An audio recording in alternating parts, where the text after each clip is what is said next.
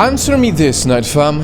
What do your country and famous actor John Cena have in common? 艺术说现在就是很重要，我爱更尊重中国更中国人。 Well, both your country and John Cena need China's money to grow bigger.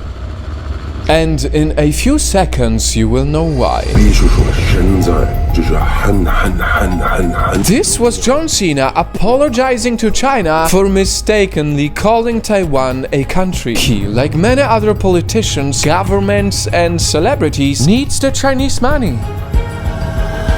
But while many people bow down to the Chinese Communist Party, there is one woman who most likely never will. She is leading one of the smallest countries in the world to fight against one of the biggest and most powerful bullies in the world. We will not intentionally provoke China, but neither will we be naive to China's true intentions. Who is this woman? What is her secret? And why does she think her tiny nation can win against China? This is the amazing story of Tsai Ing-wen, the woman who never sold out to China.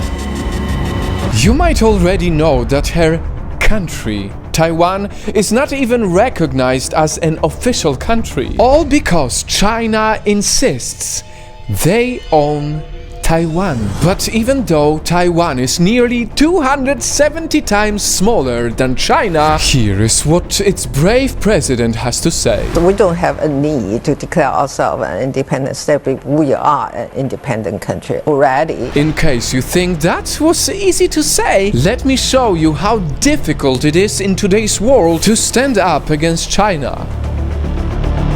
Let's go back to John Cena. 台湾是第一个国家看到速度与激情中。 Did you hear that? He accidentally acknowledged Taiwan as a country. Cena immediately angered China, and when box office ratings for his movie fell by 85%, Cena realized he made a big mistake, and that is why he apologized to China the very next day. 我爱更尊重中国更中国人，我很抱歉对我的错误。 One of the world's greatest professional wrestlers of all time begging, asking for forgiveness, bowing down to China, and he's most likely just following the orders of his manager, Hollywood, freaking out if they lose money from China.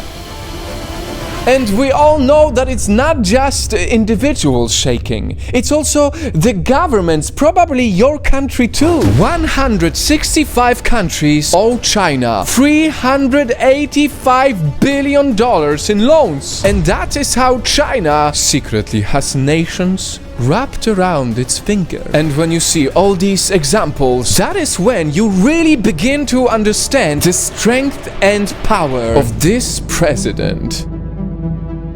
Tsai Ing-wen should teach other politicians how not to sell out to China. As I've said again and again, Taiwan would never succumb to this pressure. We will not intentionally provoke China, but neither will we be naive to China's true intentions. No matter how many times China tries to bully her country by sending in jets into Taiwanese airspace, Tsai Ing-wen firmly stands her ground. We are also determined to safeguard our freedoms and way of life.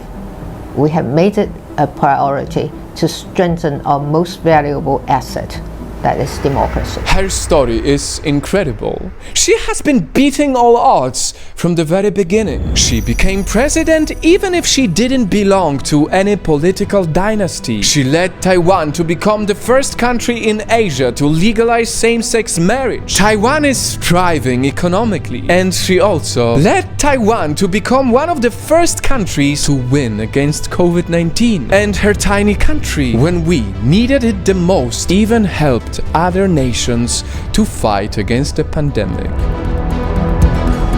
In times when it's so common to sell out, Nightfall, may Tsai Ing-wen remind all of us that if you have enough passion, strength, integrity, and love for your own country, you can stand your ground even against China. And that is something I wish more governments knew how to do.